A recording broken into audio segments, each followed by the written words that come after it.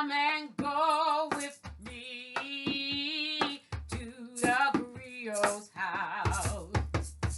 To the griot's house. To the griot's house. Come and go with me to the griot's house. There is joy, there is peace, there is love in the griot's house. Stories and songs are there in the griot's house. Hey, jolly eye, in the griot's house. In the griot's house. Stories and songs are there in the griot's house. There is joy, there is peace, so much love in the griot's house.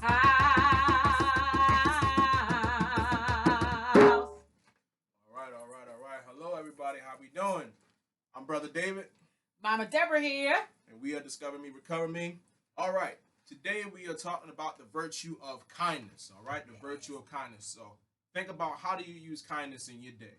How do you show kindness to your friends? How do you show kindness to your families? How do you show kindness to your communities? How do you show kindness to yourself? So what we're going to do right now is we're going to hear a story about kindness from Mama Deborah, and then we're going to come back and we're going to talk about it, all right? Okay. This story involves Anansi, and I'm sure you know who Anansi is. Anansi is a character that comes to us from Ghana, West Africa. He is sometimes spider and sometimes man. He is sometimes a trickster and he's sometimes a good person. In this story, Anansi was in the forest and the weather was getting dark. The sky was cloudy. And you know, sometimes we have thunder before it even starts to rain. And at times we have lightning before it even starts to rain. And lightning was occurring in the forest. Lightning struck more than one tree in the forest that day and started fires in several locations. And the animals in the forest were frantic and disoriented and were looking for ways to get to safety. Antelope was running around, unsure of which way to go, unsure of the direction out, didn't want to go deeper into the forest, only wanted to get out, but didn't really know which way to go. And Anansi, who generally went from tree to tree, was going to have a problem because the trees were burning. So Anansi built a web and came down near Antelope's ear and whispered in Antelope's ear, "If you let me ride your ear out of the forest, I will tell us the way to go." And Antelope, who was not sure of how to go, said, "Certainly, please, just help me get out of here." So Anansi said, "Go this way. Turn left here. Go up this hill and come down and turn right." And he directed Antelope until Antelope and Anansi both found themselves out of danger. Anansi was so grateful. Well, Antelope was grateful too. But Anansi said to Antelope, "One day I will repay your kindness." And Antelope said, "Well, I'm just so glad to be out of the forest. You know, you don't have to worry about that." But he said, "I will. One day I will repay your kindness." So life went on. The forest was growing back in certain areas. The flowers were blooming. And Antelope still lived in the forest. Anansi hung out in the forest too. But this time, Antelope had a calf. Antelope had a baby. And Antelope was taking his baby out for a stroll when all of a sudden, Antelope noticed that there were hunters in the forest. And I think that when the hunters saw Antelope, it was at the same time that Antelope saw the hunters. So Antelope thought that it would divert the hunters by running from its own baby in a direction away so that the hunters would chase after Antelope and not its calf. And Antelope did just that, and the hunter started following, and Antelope could run really fast. And that's what she did. But as she was running away, Anansi was in the forest, and he also saw what was happening. And he saw the calf standing there, shaking and shivering because his mother had left, and decided that this was the opportunity to repay Antelope's kindness. So because Anansi was in fact a spider, Anansi came down and built a spider web all around that calf, just covering that calf from head to toe, from face to tail, and then he covered that with branches and bushes and put it somewhere that it couldn't even be seen.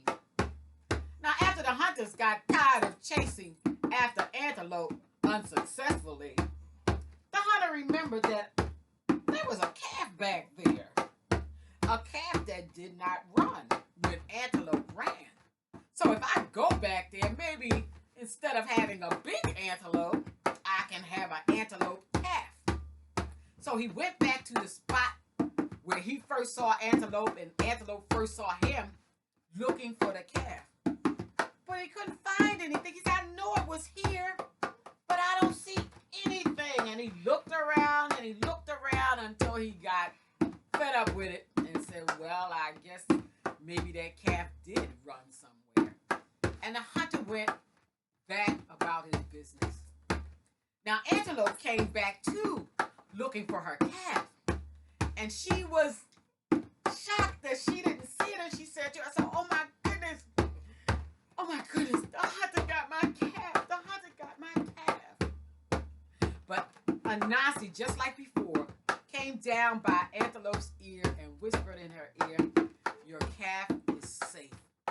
Your calf is right over there under those bushes, inside a web that I built around your calf for protection. And Antelope went and found her calf.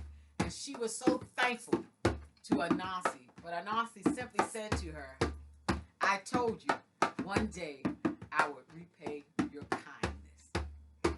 And that's the end of that story. That was a great story, Mama Deborah. Thank you so much. Yes. Now, yes. I'm sure, like all of you out there, you heard many definitions of kindness. So what I want to do is just tell you a couple of the definitions of kindness that I heard in the story. And, let's talk about where we heard them in the story. So one of the definitions of kindness that I really like is this one.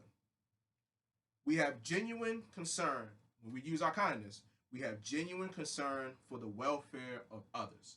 So, Mama Deborah, as the griot of this story, where do we hear or see that definition of kindness? We have genuine concern for the welfare of others. I think we actually saw it in the beginning of the story, in the fact that Anansi certainly wanted to get out of the forest, and he wanted to get Antelope out of the forest, and the two of them, using what each had to offer, would be able to get out. He offered the direction, Antelope offered the speed of riding on her back. And then again, of course, we saw it later in the story too, but we'll come back to that. Absolutely, absolutely. So another definition of kindness that I really like is kindness is caring that springs from compassion. So where in the story, Mama Deborah, did we see that kindness is caring that springs from compassion? Okay, I think we saw that more clearly later in the story when Anansi displayed compassion for Antelope's calf. Okay, because he had promised to return the kindness to Antelope. That could or could not mean the calf, but he made it mean the calf, and he took it upon himself to save the calf from the danger that has shown up.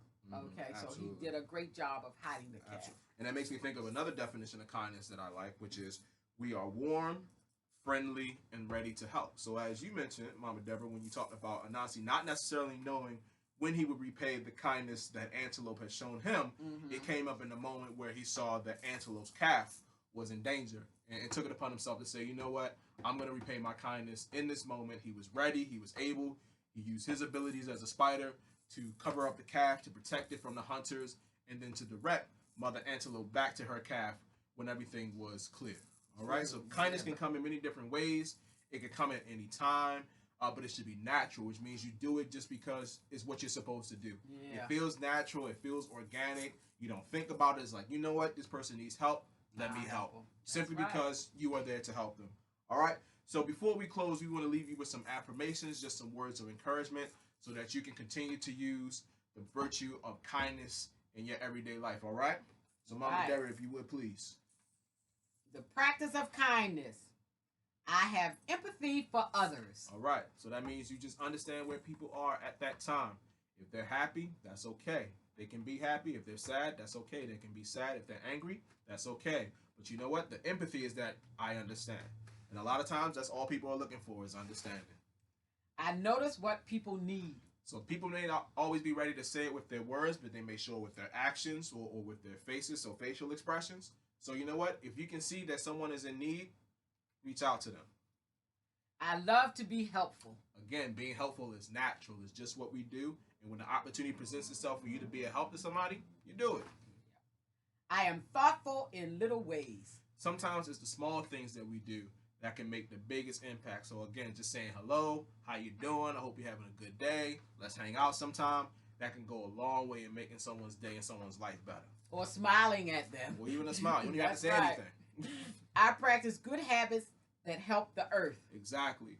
We have to take care of each other, and we have to take care of this planet that we live on.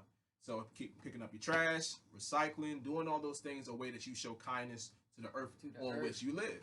That's right.